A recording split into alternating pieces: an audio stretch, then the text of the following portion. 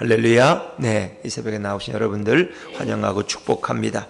오늘도 주님의 보호와 주님의 평화가 오늘도 우리의 심령과 우리의 가정에 임하기를 간절히 바랍니다. 여호수아 20장에서는 이제 도피성 6개를 요단 동편의 3개, 요단 서편의 3개를 나누어서 각 지파의 중심에 도피성을 두었던 것을 생각했습니다. 그래서 도피성은 전국 어디에서나 같은 거리에 있어서 누구나 쉽게 찾을 수 있는 그런 것이 있었고, 또 누구든지 찾을 수 있도록 늘 팻말이 있어서 사람들이 방황하지 않도록 했고, 그 도피성은 늘 항상 문이 열려 있어요. 언제든지 가면은 그 문에 들어갈 수 있다는 거죠. 여러분, 도피성은 어떤 곳이에요? 그러니까 부지 중에 살인한 자들이 정당한 재판을 받기까지 은신할 수 있는 곳, 안전하게 피해 보복자로부터 자신을 보호받을 수 있는 곳이 바로 도피성이에요. 그런데 전국 어디서나 똑같은 거리에서 갈 수 있는 곳에 6개의 도피성을 두었다는 거예요. 이 도피성은 곧 예수 그리스도를 가리키는 거예요. 그래서 예수님의 품에 가면 우리는 늘 보호함을 받을 수 있어요. 어떤 죄일지라도 주님이 품어주시고, 또 주님의 은혜로 우리는 안전하게 생명을 유지할 수 있는 거죠. 근데 참 이게 재미있는 게, 어제 도피성을 살펴보면은 그가 정당했어요. 그가 그러니까 고의적으로 사람을 죽인 게 아니라 그냥 실수해서 죽인 거예요. 나무 하다가 그냥 도끼가 자기도 모르게 빠져가지고 옆에 사람에게 맞아서 그가 죽었다. 이건 고의적인 살인은 아니에요. 그냥 부지불식간에 실수로 그런 거예요. 그런 경우에는 하나님이 그 생명을 보존해 주셨는데, 그런 도피성에 거주하다가 어떻게 했을 때, 대제사장이 죽었을 때 그런 자기 고향과 가족에게로 돌아가는 거예요. 이 대제사장의 죽음은 바로 누구예요? 이 땅에 오시는 영원한 대제사장이신 예수 그리스도의 죽음을 우리에게 말씀해 주고 있는 거예요. 이 땅에 오시는 예수 그리스도가 죽음으로써, 그분이 우리의 모든 죄를 짊어지고 십자가에서 죽으심으로 우리의 모든 죄가 사함받고 우리가 의롭게 되는 것처럼, 이미 도피성의 이 상황에서는 이 모든 것을 하나님이 그렇게 역사해 놓으신 거예요. 그래서 참 우리의 영원한 피난처 되신 우리 예수 그리스도를 다시금 생각할 수 있는 여호수아 20장을 묵상했고요. 자, 여호수아 21장에서는 이제 레위 지파, 12지파 가운데 기업이 없는 지파가 레위 지파예요. 그래서 요셉의 두 아들 에브라임과 므낫세를 2지파로 해서 12지파로 만들고, 레위 지파는 12지파에서 제외가 되는 거예요. 자, 그래서 그들은 가나안 땅에 들어갔지만 그 땅을 기업으로 얻지 못해요. 근데 이제 하나님께서 모세를 통해서 명령하신 것이 있어요. 이 레위 지파는 다른 12지파가 얻은 땅 중에서 제비 뽑아서 다시 그 성읍을 얻게 하는 거예요. 왜? 그들은 땅은 필요 없지만은 어떻게 해요? 농사는 짓지 않지만 그들의 거할 성이 필요해요. 그래서 그 48개 성읍을 12지파로부터 이제 제비 뽑아서 얻게 되는 거예요. 근데 다른 지파들은 거기에 전혀 불평이 없어요. 하나님의 명령대로 그대로 자기들의 땅을 내어주는 거예요. 그래서 48개 성읍을 레위 지파가 차지하게 되는데, 그 중에 6성읍은 어떻게 해요? 뭐예요? 도피성이에요. 자세히 읽어보면 도피성 6개가 48개에 포함된다는 거예요. 그리고 레위 지파가 이제 쭉 나누는데, 아론 자손, 고핫 자손, 게르손 자손, 무라리 자손 나누는데, 아론 자손에게 10성읍, 고핫 자손에게 10성읍, 게르손 자손에게 13성읍, 무라리 자손에게 12성읍, 그래서 48성읍을 레위 지파에게 주는데, 그 성읍을 줄 때 하나씩 딸려준 게 있죠. 뭘 줬어요? 목초지를 줬어요. 그들은 농사는 짓지 않지만 양은, 가축은 가지고 있어요. 그래서 그들에게는 목초지를 딸려주었다. 그래서 12지파가 기업으로 얻은 땅 중에서 제비 뽑아서 48개 성읍을 레위 지파에게 주었다는 것을 생각해 볼 수 있어요. 자, 그런데 레위 지파에게 48개 성을 주는데 어떻게 한쪽으로 이렇게 몰아서 주었어요? 전국에 골고루 퍼지게 주었어요. 전국에 골고루 퍼지게 주었어요. 지도를 놓고 보면 아주 도피성 6개를 골고루 놨듯이 48개 성읍도 전국에 골고루 준 거예요. 그게 뭐예요? 레위 지파는 하나님의 말씀을 연구하고, 그리고 성막에서 봉사하는 지파가 레위 지파예요. 그리고 제사장적인 이런 기능을 가진 지파가 레위 지파예요. 그들은 그들은 말씀을 가르치고 또 하나님을 찬양하고 성막에서 봉사하는 자들이 바로 레위 지파예요. 그리고 제사장 지파가 바로 레위 지파에서 나오는 거 아닙니까? 그래서 그들은 전국에 골고루 거주했다는 거 뭘로 의미해요?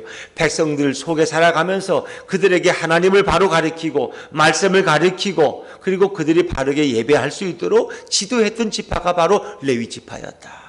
어찌 보면 오늘 이 땅에 살아가는 우리 그리스도인들이 세상 속에 섞여 살아가고 있잖아요, 여러분. 그렇지 않습니까? 그래서 우리는 살아가는 그곳에서 참으로 하나님의 영광을 드러내고 또 이 땅에서 빛과 소금의 사명을 감당해야 되는 거예요. 그래서 신천지 같이 이만희 교주가 자기가 영광을 받고 하나님의 영광을 다 가로챘잖아요, 그 사람이. 거기도 신천지도 찬송을 불러요. 성경을 봐요. 근데 그들은 이만희를 그들의 교주로 섬겨. 이만희가 그들의 구원자예요.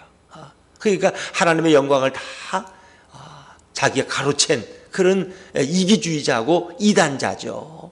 거짓된 고도의 사기꾼이 돈 많아 하는 남의 가정을 파괴시키고 그래서 남의 여인들을 하나님의 명령이라고 빼앗아서 자기 아내를 삼고 이 분란과 이렇게 그걸 모르는 신천지 교인들은 그냥 참 교묘하지 않습니까? 어떻습니까, 여러분? 얼마나 교묘합니까? 그 사람들은 한 사람을 자기들 속으로 끌어들이기 위해서 보통 세 사람이 한 팀이 되는 거예요.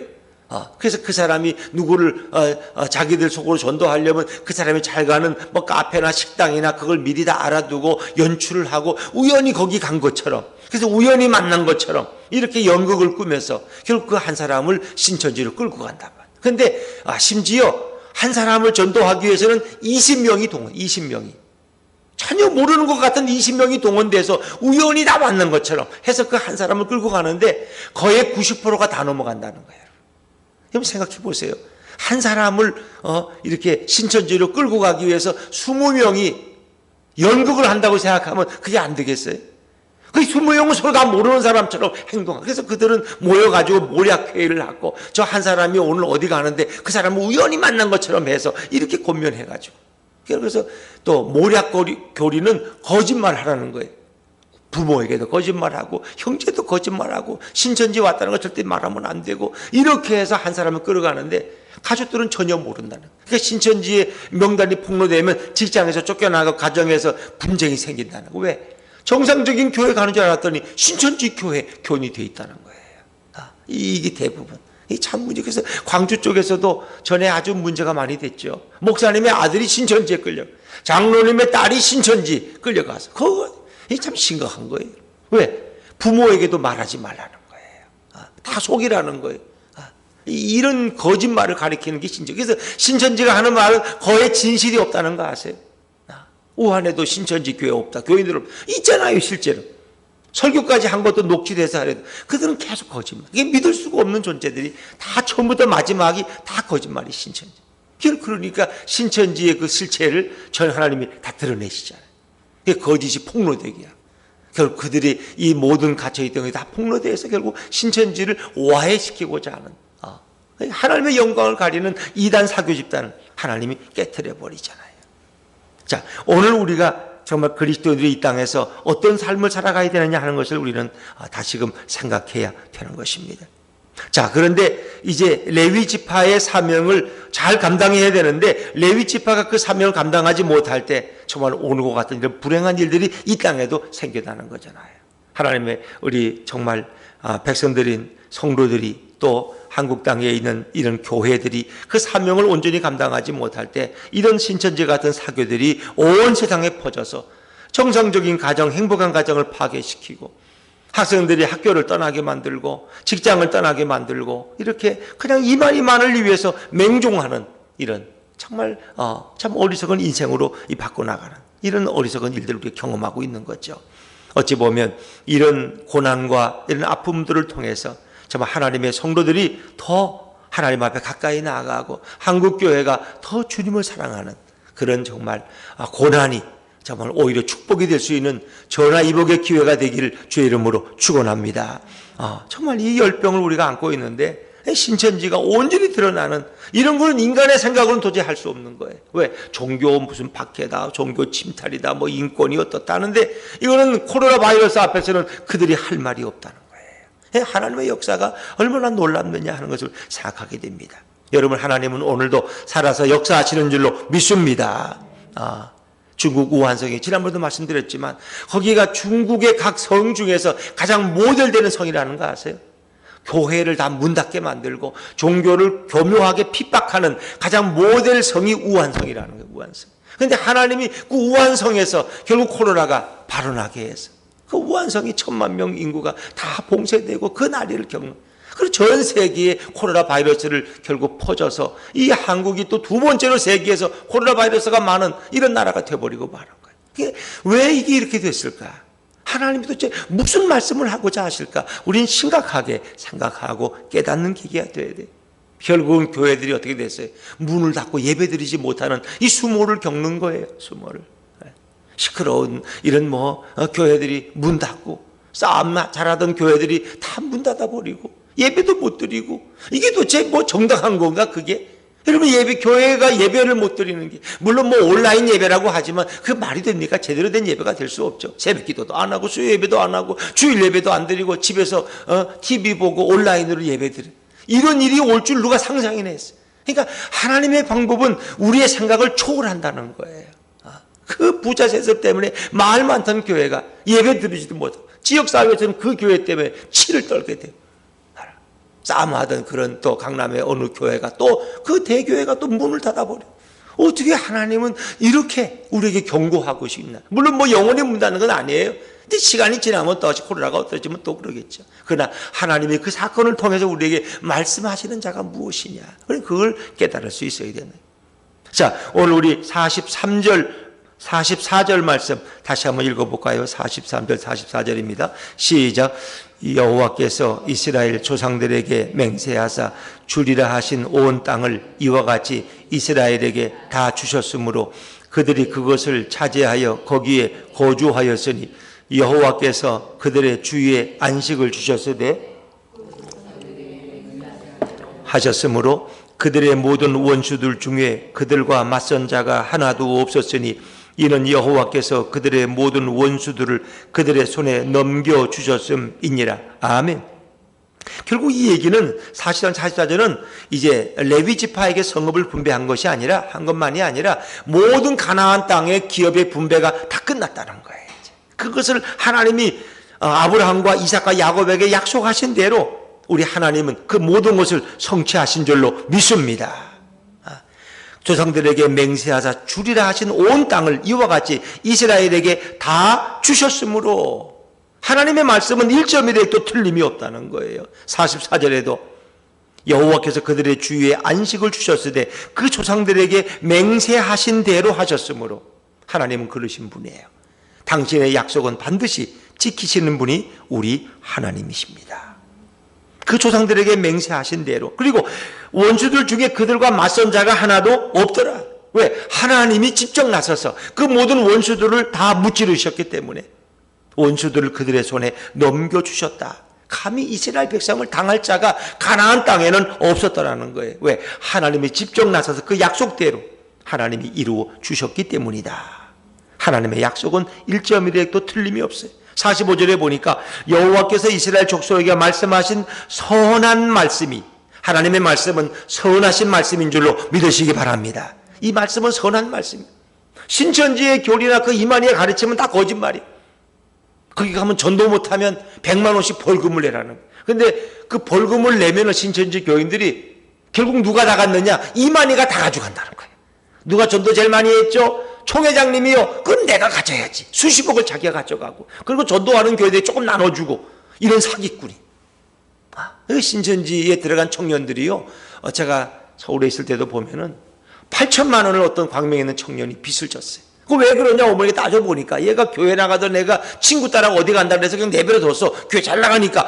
근데 이게 신천지 교회 알고 보니까 8천만 원을 은행에서 대출을 받도록 신천지가 알선해줘가지고 그걸 받쳐서 헌금했다는 거. 이 청년이 직업도 없는데. 이해가 돼요, 여러분? 이게 신천지야. 그러니까 이 상상도 못하는 일들이라는 거예요. 아니, 직장도 없고 그런 애가 어떻게 8천만 원이 있어 헌금을 해요? 신천지는 대출까지 다 알선해줘서 이렇게 해서 신용불량자가 되게 많아. 부모들이 그 8천만 원 갚아주느라고 진을 빼. 이렇게 똑똑한 애가 신천지만 넘어가면 바보가 되는 거예요. 이거 어떻게 생각해요? 그 청년의 고민과 아픔을 미리 다 알고, 심지어 애인까지 동원해.